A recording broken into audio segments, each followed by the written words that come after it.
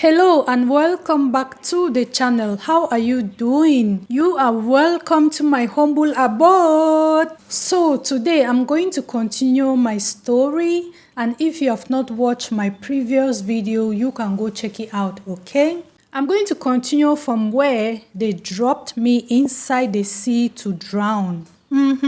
What can I say? I deteriorated my mental health and well-being because of one human being, but I am not damaged, okay? So there are so many people who are damaged either because of the environment they grew up in or because of their previous relationships. Maybe because of something their ex did to them, or maybe they got dumped or something. Okay, they'll carry that burden to their next relationship and they'll put it on you. And so being with such people, you will be weighted by the gravity of the burden from their previous relationships. And I'm not that person. I am not damaged. I know how to control myself. I know how to control my emotions, but I gesticulate frantically when triggered, okay? Like, I don't know how to hide emotions, okay? So that is just me. I tell you things frank and clear, but I'm not a toxic person. There is some noise coming from upstairs, OMG. So after I was thrown inside the sea to drown, by this time I was working in a government hospital. Very big hospital in the north region. So I graduated from a government nursing school. Remember, I wrote an exam, okay, for them to train me. And then these people want us to still write another exam for them to recruit us. And they will say, oh, they need just maybe 30 nurses. 3,000 or 5,000 youths will write the same exam. Like, I did not write any exam because that was like a waste of my time and energy and money. Anyway, so I was working in this government hospital, voluntary worker. As a voluntary worker, you have to work. You have to work. You know these permanent nurses, those lazy nurses, huh? Those nurses that like to shout. They are very surly, very standoffish. What can I say? Surly, like rude and bad-tempered. They'll sit and say, go and do this, go and do that. Just order you around because you are a voluntary worker. How much were they even paying? Chicken change, peanut money. But what to do, huh? It was a means to an end. So I just had to manage as a voluntary worker. Work starts 6 a.m. in the morning, closes 7 p.m. You have to be there. You have to be diligent in your work. You have to be conscientious. You have to be time conscious, okay? Oh my goodness. Anyways, seriously, I do not like working in that hospital.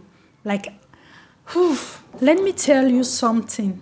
The noise from upstairs, oh my gosh. You guys should shush up there. Whew. Let me tell you something. So, my father used his connection to get me into that hospital, okay? Even as a voluntary worker, you need connections. Even though they are paying you chicken change, 25,000 a month. Like, seriously?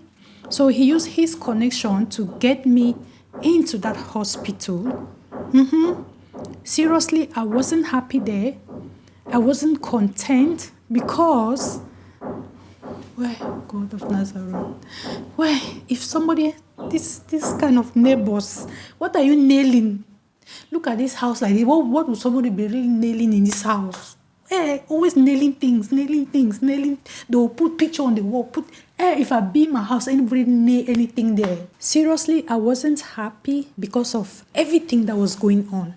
You know, they just care about money. This is a big hospital I'm talking about. They just care about money.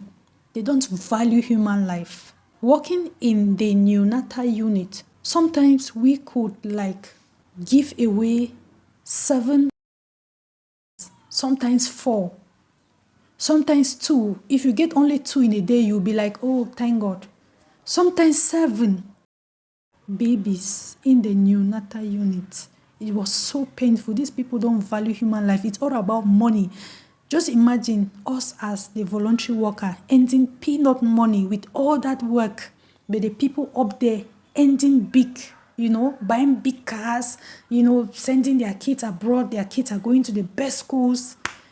I felt so unhappy. I felt so used. Like, I felt so sorry for these people. You see, poor people will come to the hospital, they'll go and borrow money, at the end, they will come and carry their babies and they'll still have to pay the money. It was so painful, seeing the agony from these mothers. Oh my goodness. Like I said in my previous video, that no matter the roadblocks, no matter the life punches, I need to keep moving forward.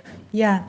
So after I broke up with my ex, I had to soldier on and keep moving forward. And I left my ears open for any opportunity that could better my life, because I wanted a bright future for me. So in church, this guy came up to me and he talked about this opportunity in the Middle East. He was like, oh, there is this opportunity in Saudi Arabia. This company that I know of is hiring. This will be your salary. All you need is passport, OMG. And I was like, wow. At first I was thrilled, because I wanted to travel. So I was thrilled with traveling to better my life. But there were some key factors that discouraged me, coupled with all the gruesome stories from the Middle East. Anyways, I discussed it with my family and with some people, and some people dissuaded me. They were afraid. Yeah, they discouraged me because obviously the hypothesis that one can be mistreated is inevitable. This thing, you are just going, you don't even know the family, and they will take your passport and there is no off days. No off days. You stay only inside the house, walking continuously for 2 years. Oh my goodness. So I was like, it's like you're shrouded inside the house, and anything can happen. There are so many people that went and never came back, So I was like, ooh. So ladies and gentlemen, another opportunity came for me to go to Dubai, and I grabbed that opportunity. This pastor came up to my mother and said, don't send your daughter to Saudi Arabia. Don't do it. Send her to Dubai. I know someone there. It was a lot of money. Right now, I can sponsor myself to Dubai, but back then, it was a lot of money, so we had to borrow money, So I grabbed that opportunity. I took it. Why not? You don't get all these gruesome stories from Saudi Arabia. You don't get those kind of stories in Dubai. So why not? And Dubai is a touristic land. Beautiful. Mashallah. So I grabbed that opportunity and I left that hospital due to the precariousness of the system. I left. Thank God though. Thank God. Yeah. So thank God for this pastor. May he so rest in peace. He's no longer here. So yeah. So I went to Dubai. Dubai is beautiful. My first job, even though I worked just for 5 days, was nursing home care for babies. I had no idea that there was anything like nursing home care for babies. Somebody will give birth to a baby and let me not go there. Anyways, my second job was nanny for this family. Rich family. Oh, the first family, they were staying like in this rich neighborhood, but the second one, they were staying like in this rich neighborhood for billionaires and millionaires. And I saw ambassadors from different countries. I even saw the Sheikh of Saudi Arabia. They call them Sheikh. Sheikh is like president, they'll say the president of Cameroon, but over there they say the Sheikh of this. I went to 5-star restaurant. I went to one restaurant. They say 7-star restaurant. 7-star restaurant. It was like heaven. I was just looking like, hey, I went to places. Dubai is beautiful. That is where I really want to stay in Dubai, not Abu Dhabi, not bed space. I better stay in Cameroon. Anyways, I'll continue my story later. So I'll continue later to tell you about my stay in Dubai and everything. Okay, thank you so much for watching. If this is your first time, I am MK all the way from the motherland, and you are welcome to my humble abode. And please make sure you subscribe and thumbs up this video. Thank you. Eat healthy, stay happy. Bye.